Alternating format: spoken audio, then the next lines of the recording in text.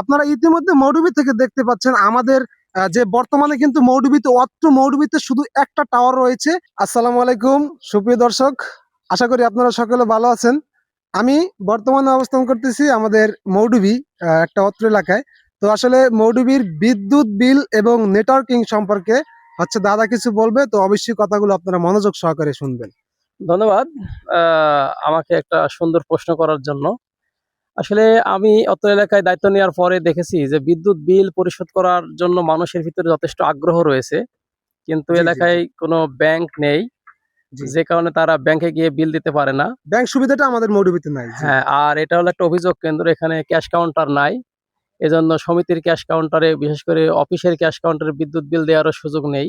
জি তো তৃতীয় অপশন থাকে মানুষের অনলাইন পেমেন্ট সিস্টেম। জি নেটওয়ার্কিং। হ্যাঁ, নেটওয়ার্কিং মাধ্যমে বিদ্যুৎ বিল পরিশোধ করার সিস্টেমটা এখানে বিকাশ, রকেট ইত্যাদি মাধ্যমে বিদ্যুৎ বিল দেওয়া যায়। তো জি গ্রামে বিশেষ করে বিকাশের প্রচলনটাই বেশি।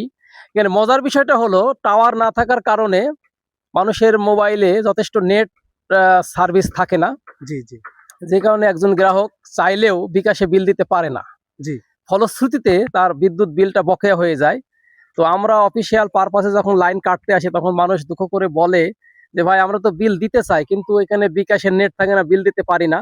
জি জি তো টাওয়ার কর্তৃপক্ষের কাছে আমার আকুল আবেদন থাকবে যে বিদ্যুৎ সুবিধা মানুষের দোরগোড়ায় পৌঁছে দেওয়া হয়েছে সভ্যতার উন্নয়নের জন্য। জি জি জি তো এই সভ্যতাকে আরো ত্বরান্বিত করার জন্য নেটওয়ার্কিং ব্যবস্থা উন্নতি করার লক্ষ্যে টাওয়ার নির্মাণ করা দরকার।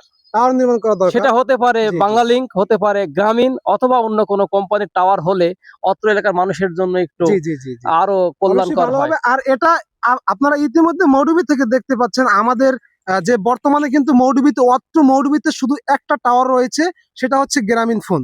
গ্রামীণ নেটওয়ার্কিং এর একটা শুধুমাত্র টাওয়ার রয়েছে এবং এখন নেটওয়ার্কের সমস্যা দেখা দিচ্ছে। তারপরে হচ্ছে ঈদ উল ফিতর, ঈদ উল আজহা, এই দুইটা আসার ক্ষেত্রে আমাদের ঢাকার শহর থেকে এবং বিভিন্ন এলাকা থেকে, বিভিন্ন শহর থেকে প্রচুর পরিমাণে মানুষ আসে, যার ফলে আমাদের নেটওয়ার্কিং এর ব্যবস্থাটা একবারে দুর্বল হয়ে যায়। এখন যতটুকু সচরাচর তার থেকে কিন্তু বেশিটা দুর্বল হয়ে যায়।